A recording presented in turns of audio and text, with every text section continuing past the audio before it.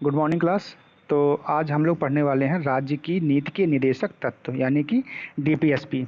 तो आइए सबसे पहले हम इसे जानने का प्रयास करते हैं कि आखिर राज्य की नीति के निदेशक तत्व कहते किसको हैं। ठीक है, हम इसका एक ओवरऑल व्यू ले लेंगे कि इसका संविधान में कहाँ उल्लेख किया गया है और इसको हम दो पार्ट में पढ़ेंगे। सबसे पहले तो हम पढ़ेंगे कि एनसीईआरटी में क्या क्या बातें लिखी गई हैं, और एनसीईआरटी में चूँकि आसान भाषा में चीज़ें लिखी गई हैं तो सबसे पहले हम वहाँ से इसे समझने का प्रयास करेंगे, और उसके बाद जो स्टैंडर्ड बुक्स हैं वहाँ से जो इसकी टेक्निकल भाषा है उसको भी समझने का प्रयास करेंगे। ठीक है, आइए आपको थोड़ा सा हम एक ब्रीफ दे दें कि इस चैप्टर में हमको क्या क्या चीज़ें पढ़नी हैं।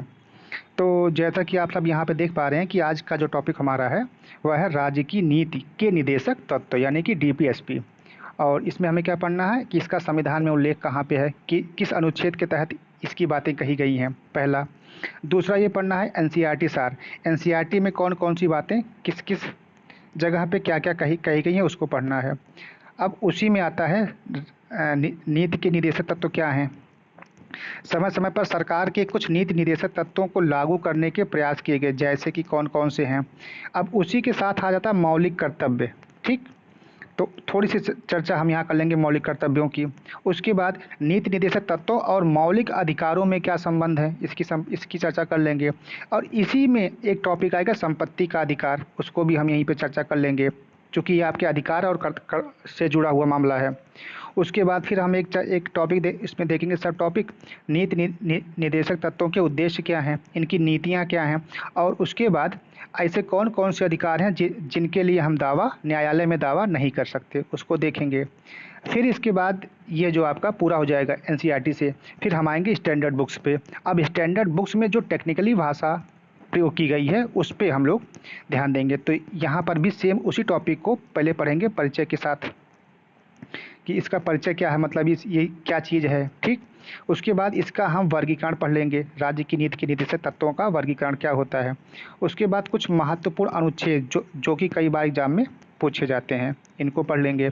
उसके बाद राज्य की नीति के निदेशक तत्वों में किए गए संशोधनों को पढ़ना है। साथ में उसके बाद हम लोग पढ़ेंगे कि संविधान के अन्य भागों में कहाँ कहाँ पे नीति के निदेशक तत्वों की चर्चा की गई है। फिर उसके बाद इसकी आलोचना कुछ लोगों ने किया है, क्या क्या आलोचना है उसको जानेंगे। फिर उसके बाद हम लोग जानेंगे कि मूल अधिकार और डीपीएसपी में टकराव की स्थिति में क्या किया जाएगा, है ना। नेक्स्ट आपका होगा कि मौलिक अधिकार और नीति के निदेशक तत्वों में क्या क्या अंतर हैं। यहाँ से सवाल कई सारे बनते हैं। ठीक, जब आपको टफ करना होगा तो सवाल यहाँ से बन जाते हैं। इसके बाद फिर जब एग्जाम्पल की बात आती है कि डीपीएसपी के तहत कौन कौन से कार्य किए गए हैं तो वो चीज़ें हम यहाँ पे पढ़ लेंगे। जब इतनी सारी बातें हम पढ़ लेंगे, सबसे पहले हमने कॉन्सेप्ट जाना, कॉन्सेप्ट के बाद हम उसका व्यवहारिक जो उसकी योजनाएं हैं, जो कार्य हैं, जो एप्लीकेशंस है उसको जान लेंगे। तब हम कह पाएंगे कि हाँ हमने पूरा चैप्टर कर लिया है। उसके बाद फिर उसी पूरी चैप्टर को हमने शॉर्ट नोट्स में बना लिया है। ठीक है, यहाँ पे देखिए शॉर्ट नोट्स करके बना लिया है। और उसके बाद एक पॉइंट हमने इसमें और जोड़ा है, जैसे यूपीएससी में और पीसीएस के जो टफ सवाल हैं, वो जो सवाल हैं वो सीधे जो सवाल पूछे गए हैं उनको भी हमने इस पीडीएफ में मेंशन कर दिया है। तो हमारा ये मानना है कि अब कुछ ऐसी चीज़ें हैं जो ऐसी भी कोई भी चीज़ नहीं है जो इस पीडीएफ में ना मिले आपको।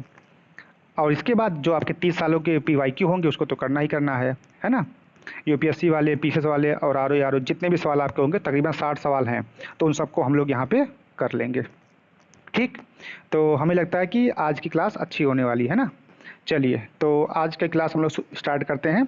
सबसे पहले हम लोग ये जानने का प्रयास करते हैं कि राज्य की जो नीति के निदेशक तत्व हैं आखिर होता क्या है। चलिए एक छोटे से एग्जाम्पल से हम लोग इसको समझने का प्रयास करते हैं। देखिए, जैसे हम हैं तो हमारे कुछ अधिकार हैं और साथ में हमारे कुछ नैतिक कर्तव्य भी हैं। तो हम अपने अधिकारों का प्रयोग उस प्रकार से करेंगे कि उसमें हमारी जो नैतिकता है वह भी शामिल हो। हमारा अधिकार है कि हमें बोलने की आज़ादी है, लेकिन हमारे बोलने की आज़ादी वहीं तक है कि हम किसी दूसरे को गाली ना दें। ठीक है, यहाँ पे हमारी जो नैतिकता है वो बीच में आती है कि आपका अधिकार है बोलने का, ठीक है, लेकिन सामने वाले को ठेस ना पहुँचे, है ना। जैसे दूसरा कोई एग्जाम्पल समझते हैं कि हमें अपने बूढ़े माँ बाप की सेवा करनी चाहिए। ठीक है, तो सेवा करनी चाहिए ये बात तो ठीक है, लेकिन अगर कोई नहीं करता है तो क्या उसको जेल हो जाएगी? नहीं, ये उसका नैतिक कर्तव्य है, उसको करना चाहिए। ठीक है। तो यही सारी बातें आज जो है यहाँ पे हम सीखने वाले हैं। तो इस बात को, इस नियम को, इस कानून को राज्य जब अपनी नीतियाँ बनाएगा तब उसमें वो कौन कौन सी बातों पे ध्यान रखेगा, इसको हमको समझना है। ठीक है। जब भी वो कोई नीति बनाए, जब भी वो कोई कानून बनाए, तो उसमें जितने भी डीपीएसपी के पॉइंट्स हैं वो सारे पॉइंट्स में शामिल होने चाहिए। ठीक है। अगर वो पॉइंट शामिल होते हैं तब तब जो आपकी नीतियां बनेंगी वो क्या होंगी, वो एक लोक कल्याणकारी राज्य के रूप में निकल के सामने आएंगी। तब आप कह पाओगे कि हाँ, हमने सबकी बात रखी है। नहीं तो आप का तो किसी एक का फेवर कर लोगे, है ना। और दूसरी बात ये कि जब संविधान सभा में ये बातें बनाई जा रही थी तब वहाँ पे एक बात कही गई कि ये जो जितने भी हम आपको नियम बताएंगे डीपीएसपी के तहत, तो वो चीज़ें सरकार को ऑलरेडी पता होनी चाहिए, या जब वो नीतियाँ बनाए तब उसमें उसको शामिल करके ही बनाएं। और दूसरी बात उन्होंने कही कि इसके लिए आप कोर्ट नहीं जा सकते, है ना। इसके लिए आप कोर्ट नहीं जा सकते। हाँ, अपने अधिकारों के लिए आप कोर्ट जाएंगे, लेकिन नैतिक कर्तव्यों के लिए आप कोर्ट नहीं जा सकते हैं। तो इस प्रकार की कुछ बातें इसमें कही गई हैं। अभी देखिए सारी बातें आपके स्पष्ट हो जाएंगी। यहाँ पे बहुत सिंपल भाषा में हमने इसको लिख दिया है। ठीक है। चलिए थोड़ी सी बात कर लेते हैं कि संविधान में इसका उल्लेख कहाँ पे किया गया है। तो सबसे पहली बात है कि इसका जो उल्लेख है वो कहाँ किया गया है, अनुच्छेद 36 से लेकर के 51 में, और वह भी कहाँ पे, भाग नंबर 4 में। तो राज्य के जो नीति के निदेशक तत्व हैं, डीपीएसपी है, वह जो है संविधान के भाग 4 में अनुच्छेद 36 से लेकर के 51 तक इसमें जो है वर्णित है। ठीक। चलिए दूसरा पॉइंट, यह भी सवाल कई बार पूछा जाता है कि डीपीएसपी किस भाग में है। पहला सवाल, डीपीएसपी अनुच्छेद किस अनुच्छेद से किस अनुच्छेद तक है, ये पूछा गया है। और जो सबसे इम्पोर्टेंट सवाल है कि डीपीएसपी कहाँ से लिया गया। जब हमारे संविधान निर्माता संविधान बना रहे थे तब उसमें जो है, जब डीपीएसपी बना रहे थे तब उसमें ये कहाँ से लिया गया था, है ना। चलिए इसको देख लेते हैं। तो यह जो है आयरलैंड से लिया गया था, आयरलैंड के संविधान से लिया गया था। तो जो डीपीएसपी हमारी है वो जो हमारे संविधान में जो आई है वो कहाँ से आई है, आयरलैंड के संविधान से आई है। और आयरलैंड ने इसको कहाँ से ग्रहण किया था, उसको किया था उन्होंने स्पेन के संविधान से। ठीक। हमने कहाँ से ग्रहण किया, आयरलैंड से, और आयरलैंड ने कहाँ से ग्रहण किया, स्पेन से। ठीक। चलो अब जो आयरलैंड की जो संविधान था उसके अनुच्छेद 45 से लिया गया है। ठीक है, डीपीएसपी। तो जो डीपीएसपी की अवधारणा है वो आयरिश संविधान के अनुच्छेद 45 से ली गई है। ठीक। चलिए अब इनका जो उद्देश्य है ये किस लिए भाई लिया गया है, किस काम के लिए लिया गया है। ठीक। तो देखो इसको जो हमने पॉइंट नंबर 5 में बहुत स्पष्ट रूप से लिख दिया है कि इन सिद्धांतों का उद्देश्य लोगों के लिए सामाजिक आर्थिक न्याय सुनिश्चित करना और भारत को एक कल्याणकारी राज्य के रूप में स्थापित करना। तो ये जो शब्द है कल्याणकारी राज्य के रूप में स्थापित करना, इसको आप लोग खूब अच्छे से याद कर लीजिए, अभी बार बार आपको मिलेगा आगे। ठीक है। डीपीएसपी का उद्देश्य क्या है, भारत को एक लोक कल्याणकारी राज्य के रूप में स्थापित करना। ठीक, यही डीपीएसपी का उद्देश्य है। उसके बाद मूल अधिकार, जी किसी ने भारत को राज्य समझ आया। जी हाँ, ठीक है, आपकी बात सही है। जी जी, भारत को राज्य वाली बात ना, देखिए पूरे संविधान में हम जब भी बात करेंगे तो भारत को राज्य की ही बात करेंगे। भारत को हम एक राज्य की तरह देखते हैं। ठीक है। अब चूंकि भारत के अंदर जो राज्य हैं, उत्तर प्रदेश, मध्य प्रदेश, इस तरह के, उनकी बात अलग होती है। लेकिन हम जब संविधान पढ़ेंगे तो भारत को एक राज्य के रूप में ही जो वहाँ पे डिफाइन किया गया है। ठीक है। चलिए तो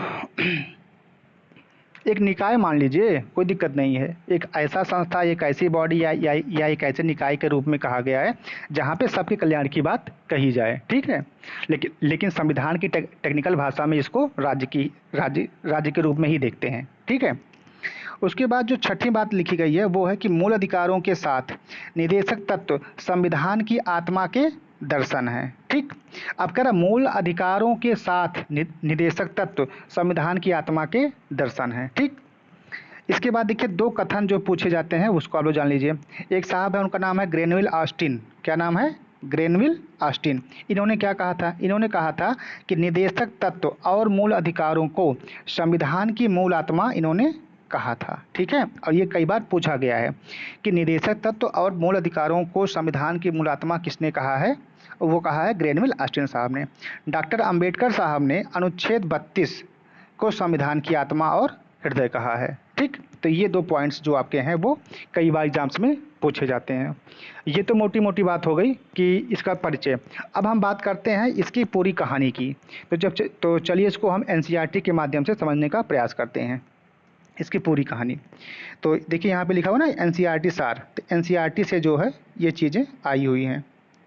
चलिए एनसीईआरटी सार, तो इसकी कहानी देखिए बहुत स्पष्ट रूप से, धीरे धीरे हम इसको पढ़ देंगे, आपको बात समझ में आ जाएगी। पहला पॉइंट लिखा है कि संविधान निर्माताओं को पता था कि स्वतंत्रता के बाद सबसे बड़ी चुनौती सभी नागरिकों में समानता लाना होगा, जिससे सबका कल्याण सुनिश्चित किया जा सके।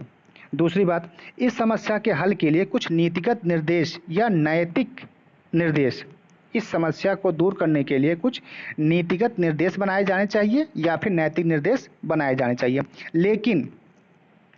लेकिन संविधान निर्माता इन निर्देशों को भावी सरकारों के लिए बाध्यकारी नहीं बनाना चाहते थे, यह उन पर थोपना नहीं चाहते थे। हाँ, ऐसा होना चाहिए कि हम जब हमारा देश आज़ाद हो तो सबके लिए काम होना चाहिए। ठीक है, सब समान होने चाहिए, ऐसा काम होना चाहिए। लेकिन इसके लिए हम कौन सा नियम बनाएं या ऐसा कोई नियम बना दें जो सरकारों पर थोपा जाए, ऐसा वो नहीं चाहते थे।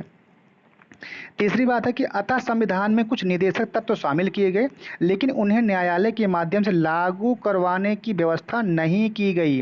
उन्होंने कहा कि हम चूंकि वो जो ज़माना था उसमें लोग बहुत ही नैतिक हुआ करते थे, तो उन्होंने कहा कि जब भी हम कोई कानून या नियम बनाएंगे तो हम अपनी नैतिकता को ध्यान में रख करके ही बनाएंगे। अब इसके लिए किसी को कोर्ट जाने की ज़रूरत नहीं है कि नहीं इसके लिए आप कोर्ट से इसको लागू करवाइए। ठीक है, ऐसा नहीं होना चाहिए था। अर्थात यदि सरकार किसी निर्देश को लागू नहीं करना चाहती, हो सकता है कि हम जिस नैतिकता की बात कर रहे हैं वो चीज़ें वहाँ पे लागू ना हो। कई बार ऐसा होता है कि बहुत सारे ऐसे सिद्धांत हैं जो व्यवहारिक जीवन में लागू नहीं होते हैं, तो उसके लिए हम कोर्ट नहीं जा सकते। ठीक है, तो अब उसके लिए ज़बरदस्ती नहीं की जा सकती है। तो वही बात देखो यहाँ लिखी गई है कि यदि सरकार किसी निर्देश को लागू नहीं करना चाहती तो हम न्यायालय में जाकर यह मांग नहीं कर सकते कि उसे लागू करने के लिए न्यायालय सरकार को आदेश दे। ठीक, इसीलिए कहा जाता है कि नीति निदेशक तत्व वाद योग्य नहीं है, वाद योग्य नहीं है। इसको याद कर लीजिए, अभी बार बार आपके एग्जाम में मिलेगा। ठीक है, वाद योग्य नहीं है मतलब क्या है? मतलब ये कि आप इसको न्यायालय में चुनौती नहीं दे सकते हैं। ठीक, अर्थात संविधान का एक हिस्सा है जिसे न्यायपालिका द्वारा लागू नहीं करवाया जा सकता। ठीक है, अनुच्छेद 36 से 51 तक में जितनी बातें लिखी गई हैं उन सब के लिए आप कोर्ट नहीं जा सकते। जैसे अभी आपको आगे मिलेगा रोजगार का अधिकार, तो रोजगार का अधिकार तो है, ठीक है, तो इसके लिए जब भी कोई सरकार कोई नियम बनाए, कोई कानून बनाए, तो उसमें इस बात को ध्यान में रखा जाना चाहिए कि हमारे इस काम से कितना रोजगार मिल रहा है, कितने लोगों को रोजगार मिल रहा है। ये इस बात को शामिल करके फिर अपना वो प्रोजेक्ट लॉन्च करे। ठीक है, लेकिन अब ये कहो नहीं सर इसके लिए हम कोर्ट जाएंगे तो उसको लागू करवाएंगे, तो ये बातें इसमें जो मेंशन नहीं की गई हैं। तो एक बात यही जान लीजिए कि जो आपका जो रोजगार का अधिकार है, ठीक है, उसके लिए आप कोर्ट नहीं जा सकते। अगर जाना होता तो अब तो बहुत सारे लोग पहुंच गए होते। ठीक, इसीलिए सरकार जो है इस मुद्दे पे कई बार क्या कहती है, थोड़ी उदासीन जो है बनी रहती है ना, क्योंकि उसको पता है कि इसके लिए लोग कोर्ट जा नहीं सकते हैं, कि हमको रोजगार का अधिकार चाहिए, क्योंकि जब संविधान में ही नहीं मेंशन है तो फिर बात ही खत्म। हाँ, अगर भले ही मेंशन नहीं है, लेकिन अगर सरकारें चाहें तो वो इसको नियम बना करके या कानून बना करके आपको इसका हक दिलवा सकते हैं। ठीक, अदरवाइज नहीं। चलिए आगे देखते हैं कि संविधान निर्माताओं का मानना था कि नीति निदेशक तत्वों के पीछे नैतिक शक्ति है और वह सरकार को बाध्य करेगी कि सरकार नीति निदेशक तत्वों को गंभीरता से लें। उन्होंने तो यह बात मान करके अपना काम किया था कि हम जिस प्रकार से हैं ऐसी हमारी आगे वाली सरकारें भी होंगी, लेकिन कौन कैसा होगा ये पता नहीं था। ठीक है। लेकिन जब नियम उस समय बन रहा था तब उन लोगों ने यही प्रयास किया था, यही सोचा था कि हम जितने भोले भाले लोग हैं या जिस प्रकार से हम लोगों की भलाई चाहते हैं, हमारी आने वाली सरकारें भी उसी तरह से लोगों की भलाई चाहेंगी। तो उस भलाई को ध्यान में रखते हुए कोई भी कोर्ट या सॉरी कोई भी सरकार अपने नियम और कानून बनाएंगे। ठीक। अब ये तो पूरी कहानी हो गई कि संविधान सभा में क्या क्या चल रहा था। अब हम देख लेते हैं कि नीति के निर्देशक तत्व क्या हैं। चलो इसमें देखो 2 बातें 3 बातें लिखी गई हैं, इनको थोड़ा सा जान लेते हैं। बस इसको केवल पढ़ लेना एक बार कि के निर्देशक तत्वों की सूची में 3 बातें हैं। पहली बात कौन सी है कि वे लक्ष्य और उद्देश्य जो समाज के रूप में हमें स्वीकार करने चाहिए। ये नहीं कि हम समाज से हटके रहेंगे, नहीं, सबको एक साथ लेकर के चलने वाली जो बात होगी उसको जो हमको स्वीकार करना चाहिए। वे अधिकार जो नागरिकों को मौलिक अधिकारों के अलावा मिलने चाहिए। ठीक। और वे नीतियां जिन्हें सरकार को स्वीकार करना चाहिए। ठीक। तो ये 3 बातें जो है इसमें सम्मिलित हैं। अब थोड़ा सा इसके हम एग्जाम्पल देख लेते हैं। आखिर ये जो नीति के निर्देशक तत्व ये कहाँ कहाँ लागू किए गए थे या इन्हें करने का प्रयास किया गया था। जैसे हमने अभी कहा है कि आपके अंदर थोड़ी सी नैतिकता होनी चाहिए नियम बनाते समय। तो देखो इन्होंने नैतिकता अपनी कहाँ कहाँ दिखाई है। समय समय पर सरकार ने कुछ नीति निर्देशक तत्वों को लागू करने का प्रयास किया, जैसे अनेक जमींदारी उन्मूलन कानून। जैसे उन्होंने ये सोचा कि ये जो जमींदारी की प्रथा है इसको ख़त्म किया जाए। क्यों? क्योंकि इससे जो है समाज में के लोग 2 भागों में बढ़ जा रहे थे, एक भाग वो जो बहुत अमीर और एक भाग वो जो बहुत गरीब। तो अब समाज में समानता लाने के उद्देश्य से इस जो आपकी जमींदारी प्रथा थी उसको ख़त्म करने की बात या उसको ख़त्म करने के लिए कानून बनाया गया। अब इस कानून को बनाने के पीछे जो आधार था वो क्या था? लोक कल्याणकारी राज्य की स्थापना। और ये किसका उद्देश्य था? डीपीएसपी का था। तो डीपीएसपी के नियमों पर चलते हुए सरकार ने ये नियम बनाए। दूसरा ये कि बैंकों का राष्ट्रीयकरण कर दिया गया। तीसरा ये कई फैक्ट्री अधिनियम बनाए गए। अब देखो फैक्ट्री अधिनियम में क्या बताया गया कि यहाँ पर किसी भी नाबालिग से कार्य आप नहीं करवा सकते। क्यों? क्योंकि इसमें नैतिकता आपकी होनी चाहिए। 18 साल से ऊपर का व्यक्ति है तो आप उससे काम करवाइए, लेकिन 18 साल से नीचे का व्यक्ति है तो उससे आप काम नहीं करवा सकते। दूसरी बात ये कि अगर कोई महिला हो या पुरुष हो, दोनों को समान काम के लिए समान मजदूरी मिलनी चाहिए। ठीक है, ये नैतिकता कहती है। तो उस आधार पर आप नियम बनाएंगे। तो जो फैक्ट्री नियम बनाए गए थे वहाँ पर इस तरह के नियम बनाए गए। 7 दिन आप काम नहीं करवा सकते क्योंकि हम इंसान हैं, मशीन नहीं है। तो रविवार की छुट्टी का भी जो प्रावधान आया वह भी इसी के अंतर्गत आया। ठीक है, डीपीएसपी के तहत।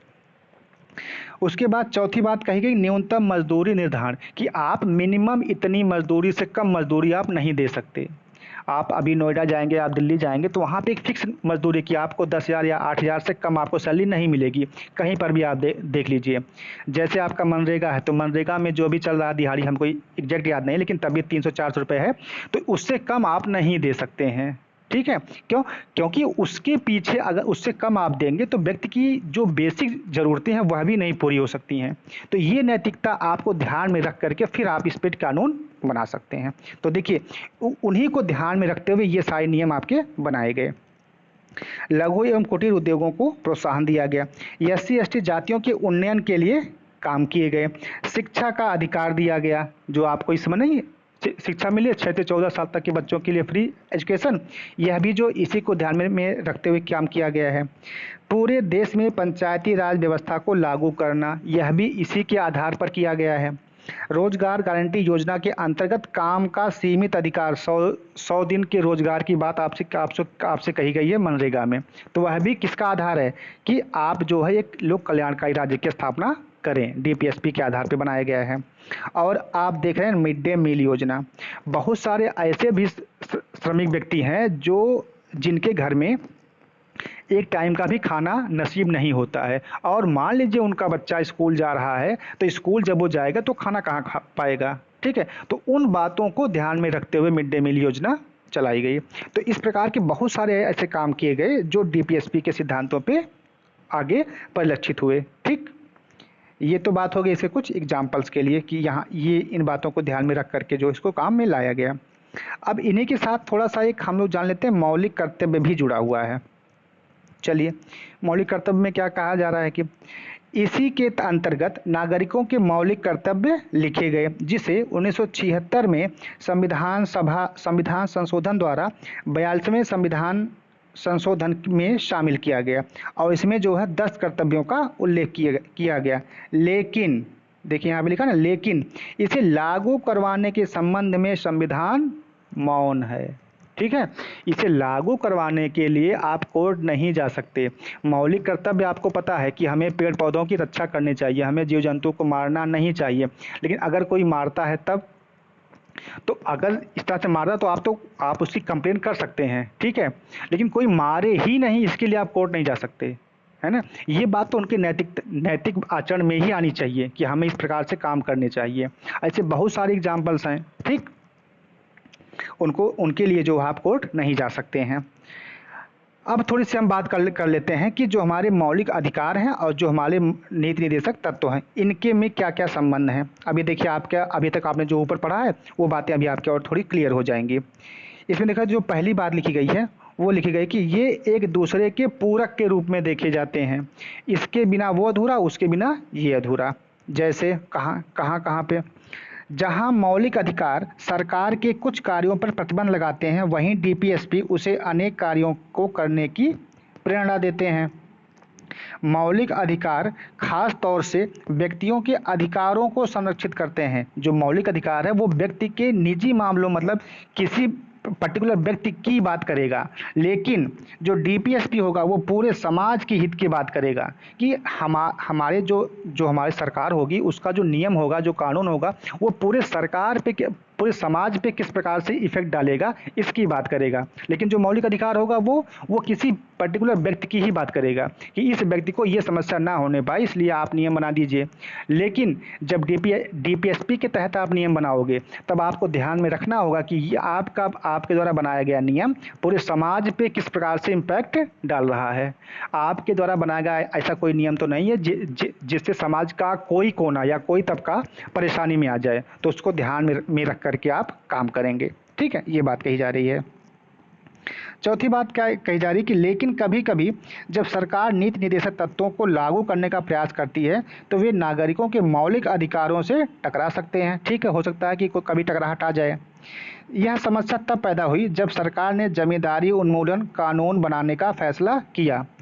एकदम सही बात है, आपने कहा कि हम जमींदारी उन्मूलन कानून बनाएंगे, तो इससे जो जमींदार लोग थे उन्होंने कहा कि इससे जो हमारी संपत्ति है वो खत्म हो जाएगी, हम तो गरीब हो जाएंगे। ठीक है, लेकिन इसका विरोध इस आधार पर किया गया कि इससे संपत्ति के मौलिक अधिकार का हनन हो जाएगा।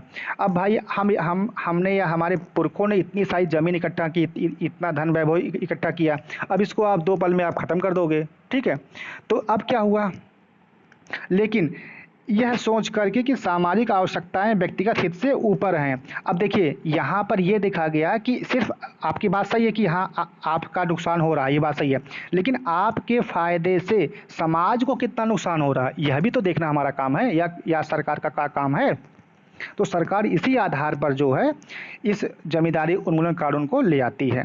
तो ये वही बात देखो पॉइंट नंबर 6 में लिखी है कि लेकिन यह सोच करके कि सामाजिक आवश्यकताएं व्यक्तिगत हित से ऊपर हैं, सरकार ने डीपीएसपी को लागू करने के लिए संविधान का संशोधन किया। अब देखो, संविधान का संशोधन करके संपत्ति के अधिकार को हटा दिया। अभी तक जो आप कह रहे थे कि हमारा मौलिक अधिकार है, हमारी संपत्ति है, हम इसको जाने नहीं देंगे, तो ठीक है आप अपनी बात रखिए, लेकिन आपकी संपत्ति और दूसरे की संपत्ति में इतना ज़्यादा अंतर है कि वो चीज़ें कभी बराबर नहीं हो सकती हैं। तो उसके लिए सरकार ने क्या किया कि इसका एक अलग से नियम ही बना दिया। तो अभी तक जो संपत्ति का अधिकार आपका मूल अधिकार हुआ करता था, उसको सरकार ने हटा करके संशोधित करके आपका विधिक अधिकार बना दिया।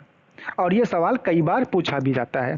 तो अब जब भी आपसे पूछा जाएगा कि जो संपत्ति का अधिकार है वो कैसा अधिकार है, आपका विधिक अधिकार है। इसका बहुत अच्छा एग्जाम्पल है आजमगढ़ वाले। आजमगढ़ वालों को ये पता होगा इस समय जो उनकी ज़मीनें हाईवे में गई हैं उनको खूब पैसा मिला है। ठीक है, हाँ, इस पर वो जा सकते थे कोर्ट कि सर हमारी ज़मीन, हमारे पुरखों की ज़मीन, इसको हम नहीं देंगे, लेकिन अब आपका व्यक्तिगत लाभ समाज के लाभ से नीचे है, क्योंकि जिस हाईवे में आपकी ज़मीन गई है उस हाईवे का बनना जरूरी था, इसलिए आपकी ज़मीन को अधिग्रहित किया गया है। ठीक है, तो समाज की भलाई को देखते हुए आपकी ज़मीन का अधिग्रहण किया गया है और उसके बदले में आपको मुआवजा दिया गया है।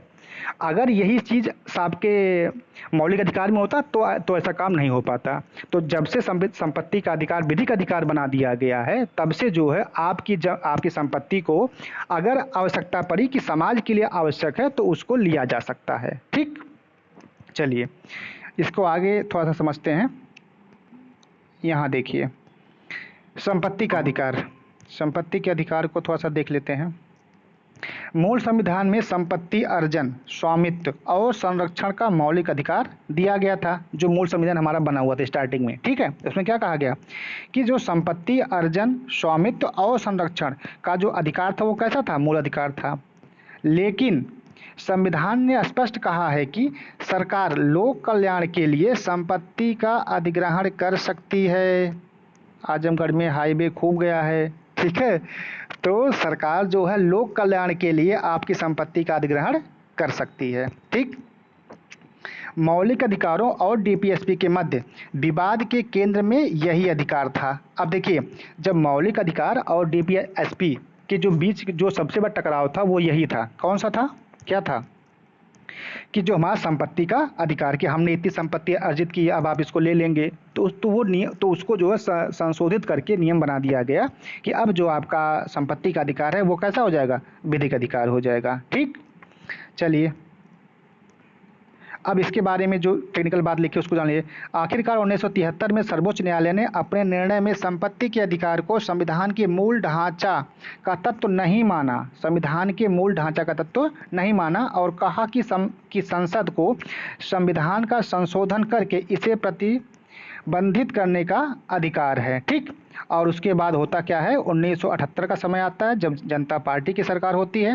उन्होंने 44वां संविधान संशोधन करके संपत्ति के अधिकार को मौलिक अधिकारों की सूची से निकाल करके संविधान के अनुच्छेद 300 के अंतर्गत एक सामान्य कानूनी अधिकार बना दिया गया। तो अब कोई ये कहे कि हम अपनी ज़मीन किसी को नहीं देंगे तो ठीक है, ना दें, लेकिन अगर आपकी ज़मीन से समाज को फ़ायदा होने वाला है तो अगर सरकार चाहे तो आपकी ज़मीन का अधिग्रहण कर सकती है, उस पर आप कोर्ट नहीं जा सकते। ठीक, ये बात आई होप कि आप लोगों को बात हमारी समझ में आ रही होगी। ठीक है, अगर आ रही है तो एक बार बता दे कोई, बोलिए भाई। ठीक है, ठीक है, चलिए अब थोड़ी सी बात कर लेते हैं, इसके कुछ पॉइंट्स हैं। जैसे नीति निर्देशक के तत्वों के उद्देश्य क्या हैं, क्या क्या उद्देश्य है भाई। देखो, सबसे पहला उद्देश्य यही है कि लोगों का कल्याण होना चाहिए, हम पूरे समाज की बात करेंगे। ठीक, सबका समाज, सबका भला होना चाहिए। ठीक है, सबका मंगल होना चाहिए। दूसरी बात ये कि सामाजिक, आर्थिक और राजनैतिक न्याय सबको मिलना चाहिए। तीसरी बात यह है कि जीवन स्तर का ऊंचा उठाना, सबको अपने जीवन स्तर को ऊंचा उठाने की क्या है, आज़ादी है। ठीक है, उसके बाद संसाधनों का समान वितरण करना है, ये नहीं कि किसी राज्य में लोग भूखे मर रहे हैं और किसी राज्य के लोग बहुत आगे जा रहे हैं, ऐसा नहीं होना चाहिए। ठीक है, सब में समानता आनी चाहिए। और सबसे अलग जो इम्पोर्टेंट बात है कि अंतर्राष्ट्रीय शांति को बढ़ावा देना, अनुच्छेद 51, ये सवाल कई बार पूछा गया है। ठीक है, तो यह भी जो आपके लिए इम्पोर्टेंट होना चाहिए। तो ये क्या है, इसके नीति निर्देशक तत्वों के उद्देश्य हैं। कितने उद्देश्य हैं, 5। लोगों का कल्याण, सामाजिक, आर्थिक व राजनीतिक न्याय, जीवन स्तर का ऊंचा उठाना, संसाधनों का समान वितरण और अंतर्राष्ट्रीय शांति को बढ़ावा देना। ठीक, ये आपके क्या है, इसके उद्देश्य हैं। तो ये सवाल कई बार पूछे जाएंगे, अभी आपको आगे मिलेगा, यहाँ से सवाल मिलेगा पहले पॉइंट से और आपके ये जो चौथा और 5वां पॉइंट से। ठीक है, बाकी ये दूसरा वाला पॉइंट भी अभी आपको PYQ में मिलेगा। ठीक, चलिए अब हम जानते हैं डीपीएसपी की नीतियाँ क्या हैं। क्या क्या नीतियाँ भाई, समान नागरिक संहिता, अब ये देखिए हाल में कहाँ लागू हुआ है, बोलिए, एग्जाम में खूब आता है, इस समय खूब आ रहा है पिछले 3-4 सालों से। समान नागरिक संहिता, बोलिए भाई, यूसीसी कहाँ कहाँ लागू है, कोई बताएगा, नीरज जी। सबसे पहले कहाँ लागू हुआ था और अभी वर्तमान में कहाँ कहाँ लागू है, ये सवाल बहुत इंपॉर्टेंट है, इसको खूब अच्छे से याद कर लीजिए, हर एग्जाम में पूछा जाएगा, बताइए भाई। चलिए हम बता देते हैं, गोवा और उत्तराखंड। ठीक है, ये इन 2 राज्यों में आपका जो समान नागरिक संहिता है वो लागू हैं, बाकी देश में लागू नहीं है, वहाँ पर भी लागू करने की बात कही जा रही है। दूसरी बात ये कि मद्यपान निषेध होना चाहिए। घरेलू जो उद्योगों को बढ़ावा मिलना चाहिए और उपयोगी पशुओं को मारने पर रोक लगनी चाहिए, ठीक। और पांचवी बात ये है कि ग्राम पंचायतों को प्रोत्साहन मिलना चाहिए। ये इसकी नीतियां हैं। अब इसके बाद एक और पॉइंट है कि ऐसे अधिकार जिनके लिए न्यायालय में दावा नहीं किया जा सकता। कौन सा अधिकार है भाई?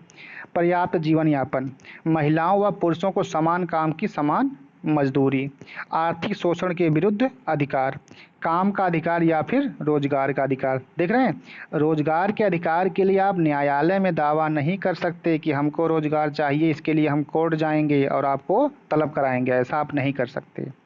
उसके बाद 6 वर्ष से कम आयु के बालकों के लिए प्रारंभिक देखभाल एवं शिक्षा, ठीक है। तो ये सारी पॉइंट्स ऐसे हैं, 5 पॉइंट जिनके लिए आप कोर्ट नहीं जा सकते हैं। हाँ, इन 5 पॉइंट्स पर अगर सरकार चाहे तो नियम बना करके आपको अधिकार दे सकती है, ठीक है। ये बातें हैं। अब इसके आगे, इसकी अभी तक तो हमने बात की आपके एनसीईआरटी में क्या क्या बातें लिखी गई हैं और वहाँ से हम इस चैप्टर को कैसे पढ़ सकते हैं। अब आगे हम लोग पढ़ेंगे स्टैंडर्ड बुक से जो भी नोट्स हमने बनाए हैं या जो भी आपके काम की चीज़ें हैं उसको पढ़ेंगे, ठीक है। और चलिए, तो अब हम लोग देखते हैं स्टैंडर्ड बुक से नोट्स, है ना। अब जो किताबें, जो आपके स्टैंडर्ड किताबें हैं, जैसे आपके एम लक्ष्मीकांत साहब हो गए, आपके डी बसु साहब हो गए, है ना, उन किताबों में से क्या क्या पॉइंट्स मिल सकते थे, ठीक है, तो उनसे भी पढ़ लिया जाए। अब चूंकि इन किताबों में आपके टेक्निकल वर्ड्स मिलेंगे, अभी तक आप लोगों ने बहुत ही सिंपल भाषा में देखा था, है ना, एनसीईआरटी में लिखा हुआ था। अब आप यहाँ पे क्या देखेंगे, कुछ टेक्निकल वर्ड्स आपको मिलेंगे। चलिए, तो इसी को हम फिर से पढ़ते हैं परिचय के रूप में, है ना, कि डीपीएसपी क्या है, उसका हम एक बार परिचय कर लेते हैं, ठीक। चलो भाई, पहला पॉइंट ये है कि डीपीएसपी के तत्व देश के शासन में मूलभूत हैं। अब देखिए, आपको पता है कि डीपीएसपी क्या है। डीपीएसपी के आधार पर ही नीतियां बनाई जानी चाहिए। शासन में जितने भी कानून बनाए जाने चाहिए वो डीपीएसपी के आधार पर या उनको सम्मिलित करते हुए ही बनाई जानी चाहिए। यही बात यहाँ पे लिखा गया है कि डीपीएसपी के जो तत्व हैं वो देश के शासन के मूलभूत तत्व हैं, ठीक। अतः यह राज्य का कर्तव्य होगा कि इन तत्वों का विधि बनाने में प्रयोग करें, है ना। चलो भाई, तो पहला पॉइंट हो गया। दूसरा पॉइंट यह है कि डीपीएसपी से यह स्पष्ट होता है कि नीतियों एवं कानूनों को प्रभावी बनाते समय राज्य इन तत्वों को ध्यान में रखेगा। यह आपकी नैतिक जिम्मेदारी होनी चाहिए कि जब आप कानून बनाएं, जब सरकार कानून बनाए तो इन तत्वों को शामिल करे, ठीक। तीसरी बात, अब देखो जो जो लाल वाले हैं ये सारे पूछे गए या पूछे जाने की प्रबल संभावना रखते हैं, ठीक है। कि ये संवैधानिक निर्देश या विधायिका, कार्यपालिका और प्रशासनिक मामलों में राज्य के लिए सिफारिशें हैं।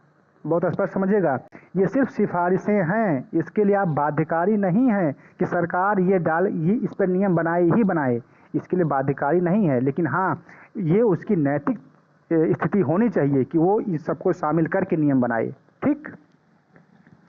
चौथा बात लिखी गई है कि इसलिए यह केंद्र और राज्य सरकारों की विधायिका और कार्यपालिका अंगों, सभी स्थानीय प्राधिकरणों और देश के सभी अन्य लोक प्राधिकरणों को सम्मिलित करता है। यह पूरे देश में जितने भी निकाय हैं उन सब पर लागू होता है कि इन सब पर आप जब भी नियम बनाएंगे तो डीपीएसपी को ध्यान में रख करके ही बनाएंगे। अब देखिए, ये इसमें थोड़ी सी टेक्निकल बात लिखी गई है कि इसकी जो बात कही गई है वो जो हमारा एक भारत शासन अधिनियम 1935 था उसके साथ क्या लिखा गया है। अगला पॉइंट 5वां कि डीपीएसपी भारत शासन अधिनियम 1935 में उल्लिखित अनुदेशों के समान है। जो हमारा भारत शासन अधिनियम 1935 में बना हुआ था उनमें जो अनुदेश दिए गए थे उनके समान है क्या, डीपीएसपी। जो भारत शासन अधिनियम के अंतर्गत ब्रिटिश सरकार द्वारा गवर्नर जनरल और भारत की औपनिवेशिक कॉलोनियों के गवर्नरों को जारी किए जाते थे, जिसे निदेशक तत्व कहा जाता था, वह इन निदेशों का ही दूसरा नाम है। ये डीपीएसपी कहाँ से आए हैं? ये आए हैं कहाँ से? बोलिए भाई, ये आए हैं भारत शासन अधिनियम 1935 में जो अनुदेश लिखे गए थे उनसे उनसे ये समानता रखते हैं। उन्होंने भी जब अपने नियम कायदे कानून बनाए थे तो उन्होंने ने भी लोगों के जो भी अधिकार हैं या उनकी जो भी आवश्यकताएं हैं उनको ध्यान में रखते हुए काम करने के लिए चेष्टा की थी। ठीक है। इसके बाद देखो लिखा है कि इसमें केवल यह अंतर है कि निदेशक तत्व विधायिका और कार्यपालिका के लिए अनुदेश हैं। ठीक है। यह आर्थिक, सामाजिक और राजनीतिक विषयों के लिए महत्वपूर्ण है। इनका उद्देश्य न्याय में सत्य, आदर्श, स्वतंत्रता, समानता बनाए रखना। वही बात जो भी आपने ऊपर पढ़ी थी। ठीक है। लेकिन यहाँ पर आपका सेंटेंस चेंज है। इनका उद्देश्य क्या है? न्याय में सत्य, आदर्श, सत्य हो, आदर्श हो, स्वतंत्रता होनी चाहिए, समानता होनी चाहिए। इन सबको जो है बरकरार रखा जाना चाहिए, जैसा कि संविधान के प्रस्तावना में परिकल्पित है, जिनका उद्देश्य लोक कल्याणकारी राज्य का निर्माण है, ना कि पुलिस राज्य जो कि उपनिवेश काल में था। समझ रहे हैं? उपनिवेश काल में क्या था? पुलिस व्यवस्था थी, और उस जो पुलिस व्यवस्था थी उसमें कोई नैतिकता नहीं थी। तो ऐसा नहीं होना चाहिए। हमको क्या करना है? लोक कल्याणकारी राज्य की स्थापना करनी है। ठीक है। यही बात यहाँ पे लिखी गई है। अब देखो संक्षेप में वही बात यहाँ लिख दी गई है कि आर्थिक, सामाजिक लोकतंत्र की स्थापना करना ही इन निदेशक तत्वों का मूल उद्देश्य है। तो डीपीएसपी का उद्देश्य क्या है भाई? आर्थिक, सामाजिक लोकतंत्र की स्थापना करना। ठीक। चलिए नेक्स्ट पॉइंट है, निदेशक तत्वों की प्रकृति गैर न्यायोचित है। अब देखिए हमने कहा ना, अभी आपको वर्ड मिलेगा गैर न्यायोचित है। यदि यानी कि उनके हनन होने पर उन्हें न्यायालय द्वारा लागू नहीं करवाया जा सकता। अतः सरकार, अब चाहे वो केंद्र की हो चाहे वो राज्य की हो, इन्हें लागू करने के लिए बाध्य नहीं है। ठीक। और अनुच्छेद 37 में कहा गया है कि निदेशक तत्व देश के शासन में मूलभूत हैं और विधि बनाने में इन तत्वों को लागू करना राज्य का कर्तव्य होगा। बाध्यकारी नहीं है, कर्तव्य होगा। ठीक। चलिए ये तो बात हो गई आपके परिचय की। अब जो राज्य के जो नीति निदेशक तत्व हैं, अब इनका थोड़ा सा हम वर्गीकरण कर देते हैं 3 पार्ट में। ठीक है। अभी तक जो आपने ऊपर आसान भाषा में समझा है उसी को हम यहाँ पे टेक्निकल भाषा में, संविधान के भाषा में वर्णन कर देते हैं। चलो, राज्य के नीति के निदेशक तत्वों का वर्गीकरण। इसको हमने पहला देखो, ये सवाल भी पूछा गया कि कितने पार्ट में इसका जो वर्गीकरण है वो किन आधार पर हुआ है। पहला है सामाजिक तत्व, समाजवादी तत्व। दूसरा क्या है? गांधीवादी तत्व। और तीसरा क्या है? उदारवादी तत्व। अब इन तीनों में कौन कौन से काम आएंगे इनको जान लीजिए, और यहाँ से सवाल पूछे गए हैं। ठीक है। चलो, जो पहला है समाजवादी तत्व, इसमें क्या कहा गया है कि सामाजिक, धार्मिक व राजनैतिक न्याय द्वारा सामाजिक व्यवस्था की स्थापना, पहला पॉइंट। दूसरी बात, संसाधनों में समानता, लिंग में समानता, समान न्याय, गरीबों को निःशुल्क, ठीक है, गरीबों को निःशुल्क सहायता। ठीक। काम, शिक्षा और बुढ़ापे में लोक सहायता, निर्वाह मजदूरी, पोषाहार, जीवन स्तर को उठाना, उद्योगों में कर्मकारों के लिए कार्य। ठीक है। और इनसे जो संबंधित आपका अनुच्छेद है वो बात यहाँ पे लिखी गई हैं। 38, 39 का 41, 42, 43, 43 का और 47। तो इन सभी अनुच्छेदों में जो ऊपर की बातें आपकी लिखी गई हैं, ये सारी बातें आपको मिल जाएंगी। ठीक। तो ये जो सारी बातें हैं ये समाजवादी तत्व को दिखाती हैं। गांधीवादी तत्व क्या कहता है? देखो, गांधीवादी जब भी तत्व आए तब आप क्या करेंगे? लघु उद्योग की बात करेंगे, कुटीर उद्योग की बात करेंगे, ग्रामीण स्वशासन की बात करेंगे, पंचायतों की बात करेंगे। ठीक है। गाँव की बात करेंगे। ठीक। तो ये जितनी भी बातें आएंगी वो कहाँ पे आएंगी? गांधीवादी तत्व में आएंगी। तो देखो, जो सबसे पहला वाला ही है कि ग्राम पंचायतों का गठन, अनुच्छेद 40, रट्टा मार लो, इसको हमेशा पूछा जाता है। ठीक। कुटीर उद्योग, सहकारी समितियां, SC/ST को प्रोत्साहन, नशा मुक्ति हेतु कार्य और उपयोगी पशुओं को मारने पर रोक। ठीक। ये जो 6 पॉइंट्स आपके आएंगे ये किसके अंतर्गत हैं? गांधीवादी तत्व के अंतर्गत हैं। इसके बाद आपका उदारवादी तत्व, यहाँ पे क्या है? समान नागरिक संहिता, और उसके बाद 6 से 14 साल तक के बच्चों को निःशुल्क शिक्षा। तीसरा है पर्यावरण एवं वन्य जीव संरक्षण। उसके बाद है चौथा राष्ट्रीय स्मारकों का संरक्षण। नेक्स्ट आपका है अंतर्राष्ट्रीय शांति। और इन सबसे संबंधित अनुच्छेद कौन से हैं? यहाँ पे लिखे गए हैं। ठीक।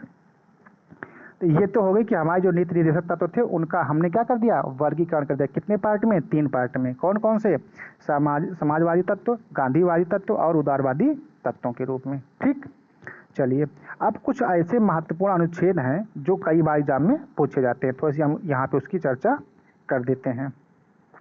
सबसे पहला कौन सा, अनुच्छेद 40। अनुच्छेद 40 में क्या कहा जा रहा है, ग्राम पंचायतों का गठन तथा उन्हें स्वागत शासन की इकाइयों के रूप में कार्य करने हेतु शक्तियां व प्राधिकार देना। दूसरा है अनुच्छेद 45, 6 वर्ष से कम आयु के बच्चों को शिक्षा तथा उनकी देखभाल करना, 86वां संविधान संशोधन 2003। ठीक, अनुच्छेद 50, राज्य की लोक सेवाओं में कार्यपालिका से न्यायपालिका के पृथक्करण हेतु राज्य द्वारा कदम उठाना। और अनुच्छेद 51, ये कई बार पूछा गया, 51, 45 और 40, ये 3 जो हैं आपके, 40, 45 और 51, ये हमेशा पूछे जाते हैं एग्जाम में। 51 क्या कह रहा है, अंतर्राष्ट्रीय शांति एवं सुरक्षा की अभिवृद्धि, राष्ट्रों के बीच न्याय संगत व सम्मानपूर्ण संबंधों तथा राष्ट्रीय विवादों को मध्यस्थता से निपटाने के लिए प्रोत्साहन देने का प्रयास करना। ठीक, ये कुछ महत्वपूर्ण अनुच्छेद हैं।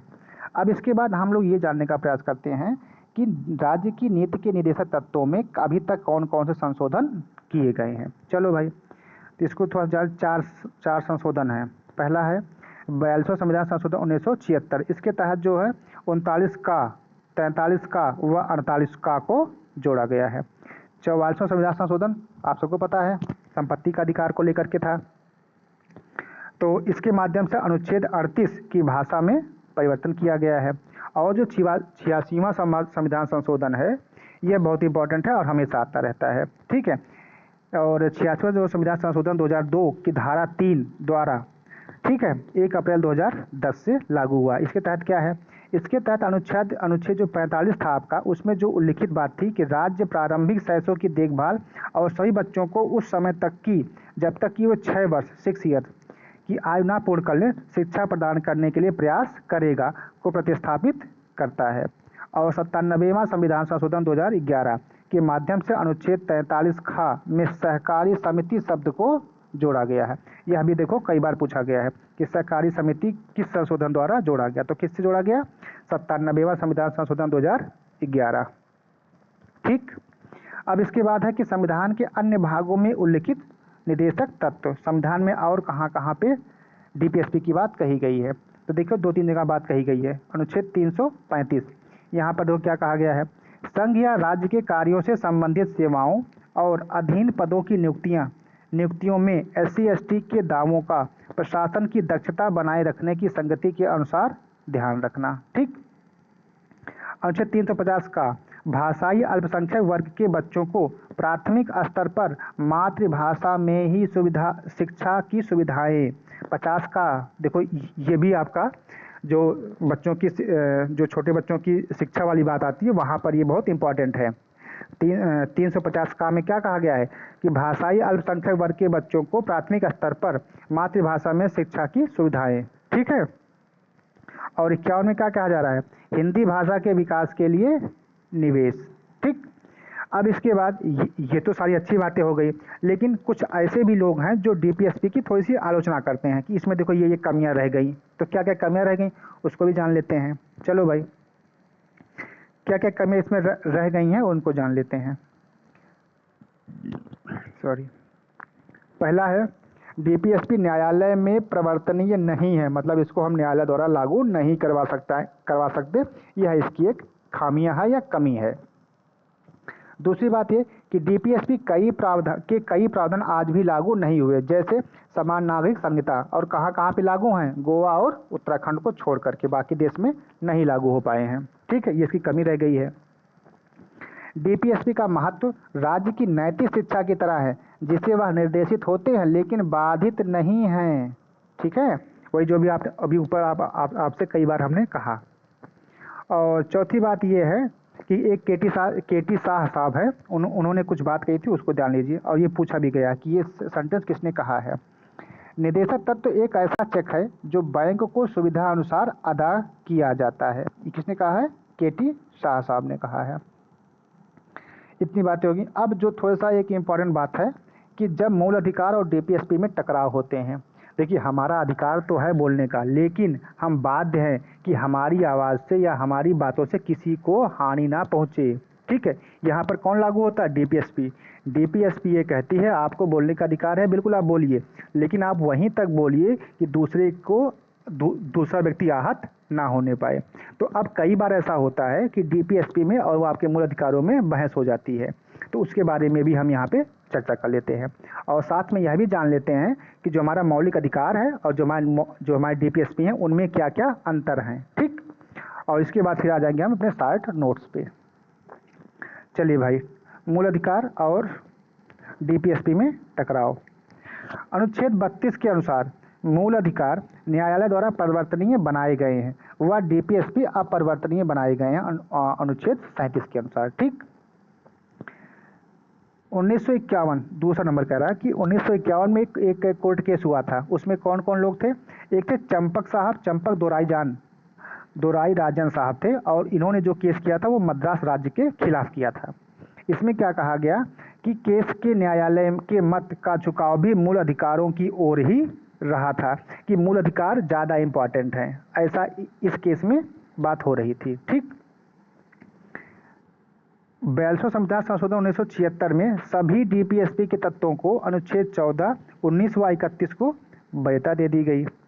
और इसके बाद एक मामला और आता है, चौथे पॉइंट में लिखा गया है कि मिनर्वा मिल्स बनाम भारत राज्य 1980 में 42वें संविधान संशोधन की धारा 4 को अवैध घोषित किया गया तथा निदेशक तत्वों व मूल अधिकारों में संतुलन को संविधान का मूल ढांचा घोषित किया गया।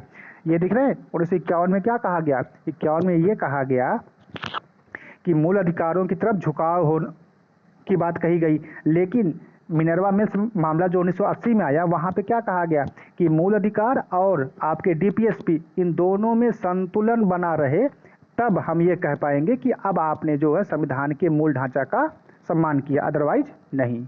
ठीक है, वही बात यहाँ पे लिखी गई है।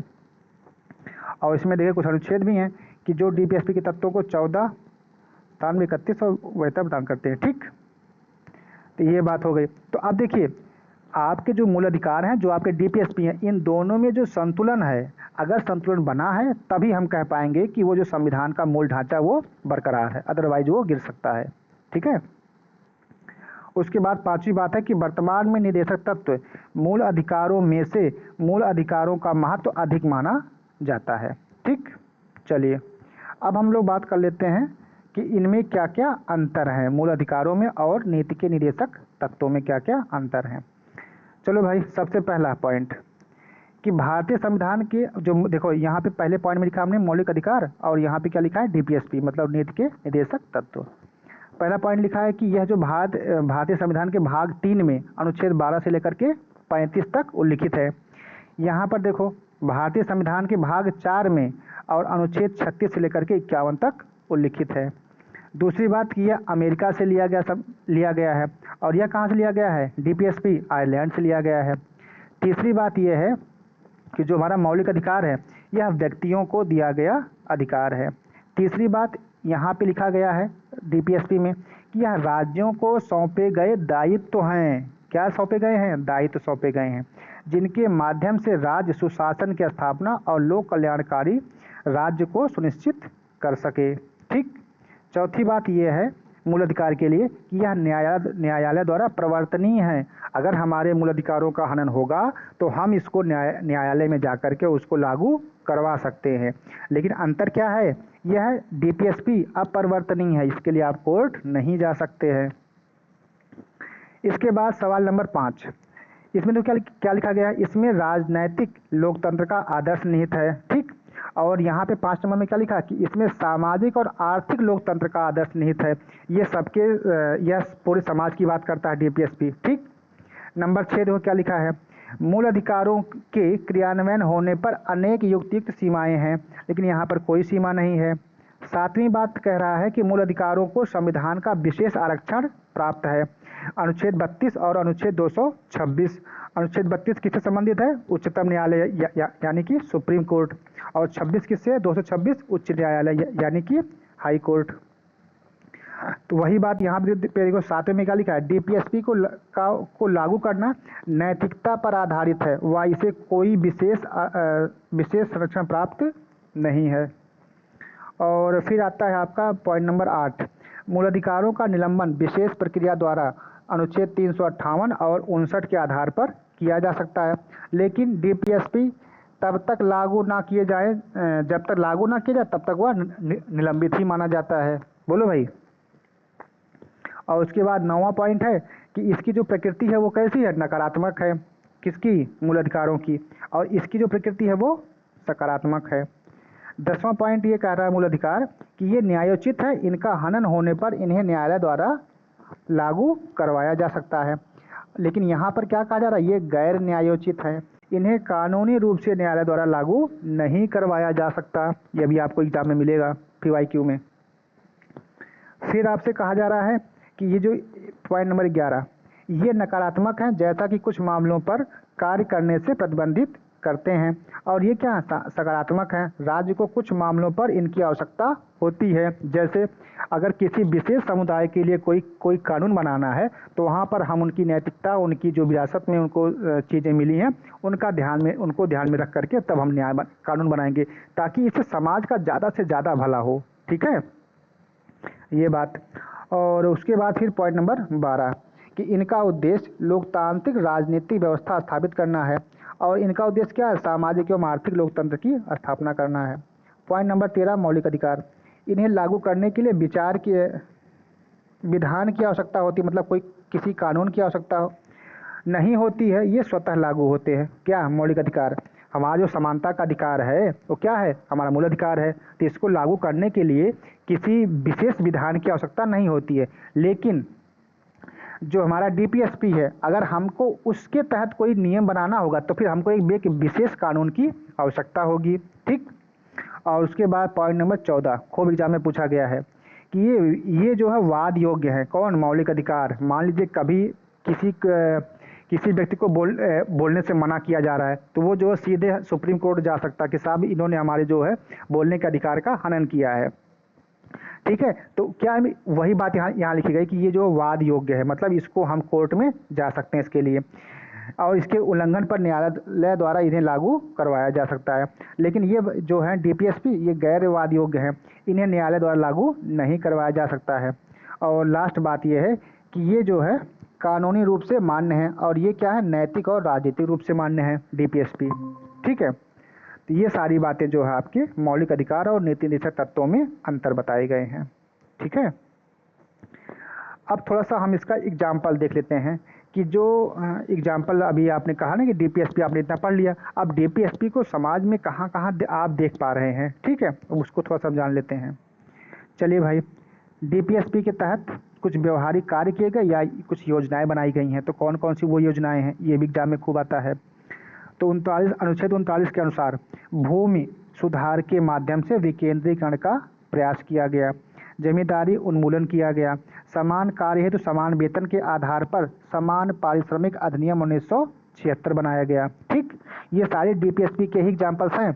क्योंकि डीपीएसपी क्या कहती है कि आप कोई भी कानून बनाओ तो उसमें क्या आप नैतिक चीज़ों को रखिए। तो एक नैतिकता यह भी कहती है क्या कि अगर कोई पुरुष हो या महिला हो, क्योंकि दोनों व्यक्ति समान हैं और दोनों व्यक्ति आपके लिए 8 घंटे ही काम कर रहे हैं, तो जब दोनों 8 घंटे काम कर रहे हैं तो दोनों को समान वेतन मिलना चाहिए।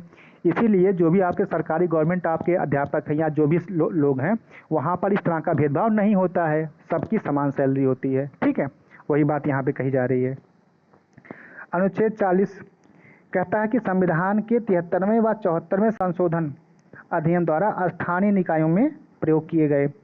41 की बात, औद्योगिक विवाद अधिनियम, न्यूनतम मजदूरी अधिनियम, मनरेगा योजना, दिव्यांगों हेतु आरक्षण, वृद्धों हेतु पेंशन योजना, मातृत्व सुरक्षा योजना, ये सब क्या है, डीपीएसपी के ही एग्जाम्पल्स बनाए गए हैं। ठीक। अनुच्छेद 45, इसमें क्या कहा जा रहा है, 86वें संविधान संशोधन द्वारा जो अनुच्छेद 45 में विषय वस्तु को बदलते हुए इसको अनुच्छेद 21 का के अंतर्गत 6 साल से 14 वर्ष की आयु तक के सभी बच्चों को निःशुल्क एवं अनिवार्य शिक्षा का प्रावधान किया गया, अर्थात मूल अधिकार के अंतर्गत ला दिया गया। अभी तक जो अनुच्छेद 45 में कहा जा रहा था कि 6 से 14 साल तक के बच्चों की बात, अब उसको क्या कर दिया गया है, अब उसको 21 का के अंतर्गत जो है मूल अधिकार आपका बना दिया गया है कि अब जो है सरकार क्या करेगी, सरकार ने एक अधिकार बना दिया कि अगर आप 14 साल तक के बच्चे हैं तो आपके पढ़ने का अधिकार है, आप किसी भी स्कूल में जा कर के पढ़ सकते हैं।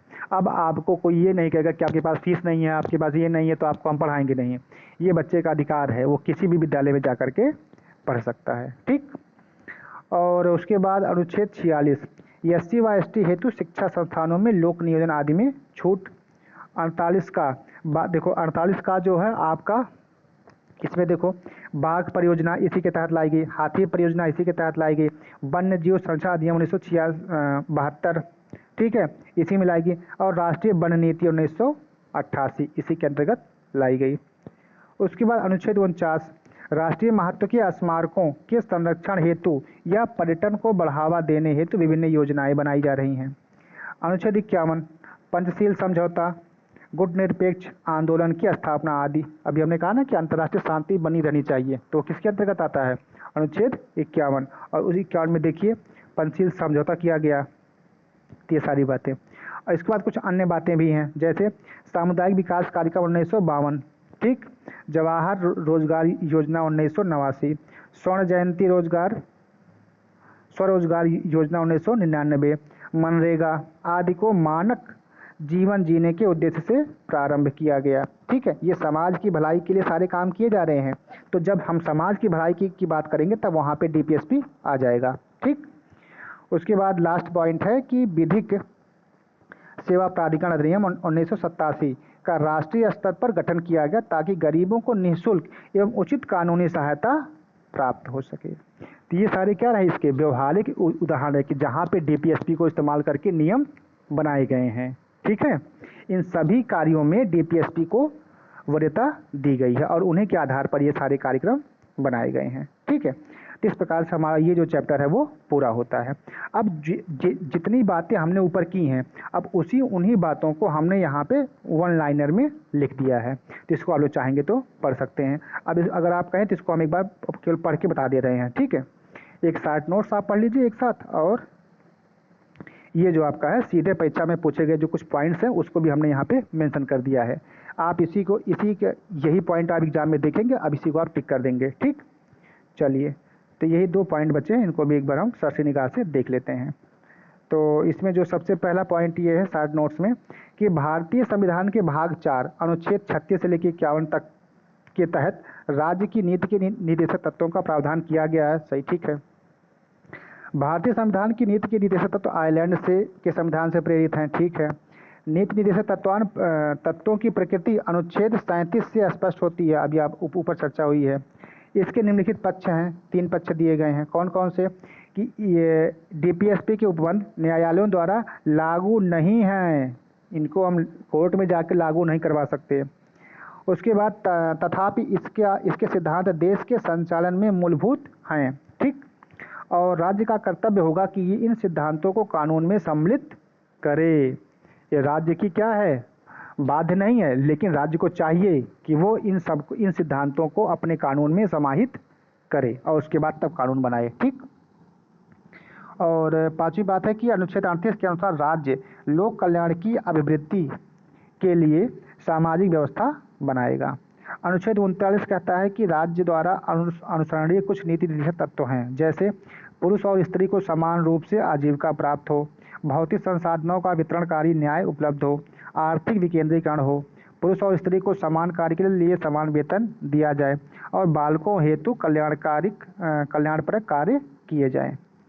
उसके बाद 7वां पॉइंट है कि अनुच्छेद 39 में समान न्याय तथा निःशुल्क विधिक सहायता का प्रावधान किया गया है।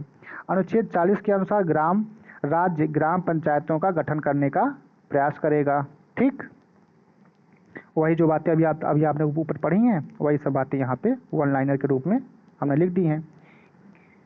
उसके बाद अनुच्छेद 41 के अनुसार राज्य कुछ दशाओं में काम, शिक्षा और लोक सहायता पाने के अधिकार को प्राप्त करने का प्रभावी उपबंध करेगा। जैसे अभी बिहार सरकार ने क्या कहा कि हमारे यहाँ टीचर बनने के लिए सिर्फ बिहारी लोगों को ही अनुमति दी जाएगी, लेकिन कोर्ट ने क्या कह दिया, ऐसा थोड़ी होता है। हैं।